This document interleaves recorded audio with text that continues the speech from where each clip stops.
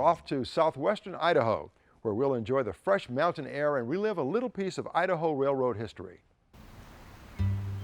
If you're ready to explore the scenic beauty of southwestern Idaho, then hop aboard the Thunder Mountain Line.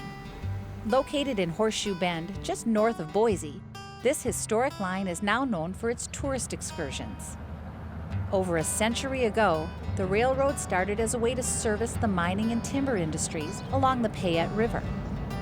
There was an excellent business opportunity here with the timber business. Boise Cascade Corporation had a number of timber mills up and down this mountain. And the trains were running daily. The green lumber was coming down the mountain and being finished down in Emmett, Idaho, and then we'd take it to interchange from that point. But the timber business didn't last, and soon all the mills were shut down and dismantled. But life didn't end there, and the railroad still serves a two-part mission.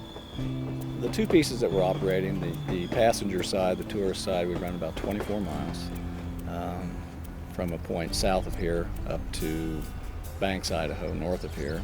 And on the freight side, similar mileage, around 20 miles. What makes this railroad unique, first of all, is the country that it runs through.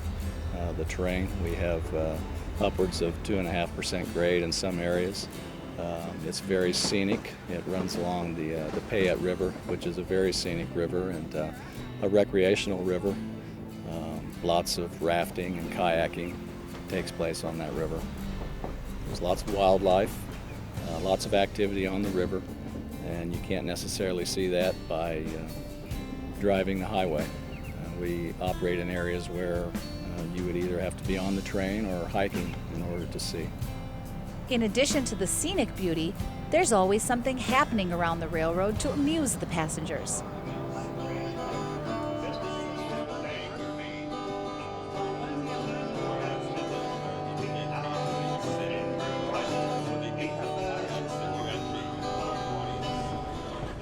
Train robbery is pretty fun.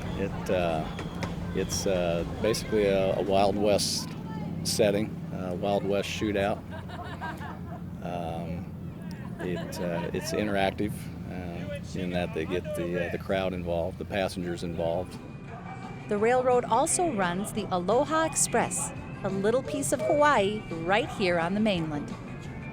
Dinner excursions vary in that we cater with different restaurants and caterers in the area, different types of food. We have a dining car on the train, and that is utilized sometimes. We also have dinner trains outdoors when it's a nice evening. We have a spot at Banks, Idaho, where we can accommodate that. In addition to being colorful, the rail equipment has arrived here from all over the country. This locomotive is an ex-Illinois Central locomotive. It was built in 1956, I believe, by EMD Corporation. It was modified by the Illinois Central in 1979 for the MBTA, and we had purchased it after that. And it was converted to an F10, which means it had a number of upgrades, including the engine and head-end power generation. Those open-air cars were built when we shut down the lumber operation, and we had converted some of these flat cars into open-air cars with no roof and some with a roof. So we call them open airs and covered open-air cars. And they work pretty well. They're pretty popular cars. We have some coach cars. Those came from the Long Island Railroad.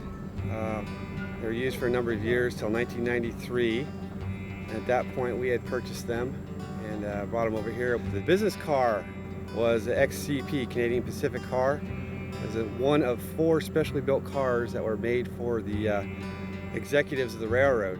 And this is one of the last ones that still exists. And it's right now it's been modified into a private car, and people can purchase it for the day or just spend the night in it if they want. It's got its own kitchen, it's got its own nice dining area, lounging area, number of bedrooms. So it's a real nice car to go for a ride with. And what does the future hold? The future of this railroad is to continue to grow it and expand our passenger service back into the northern end of the railroad. Whether it's hauling freight or catering to tourists, the Thunder Mountain Line is the perfect way to spend a relaxing journey into the mountains of southern Idaho.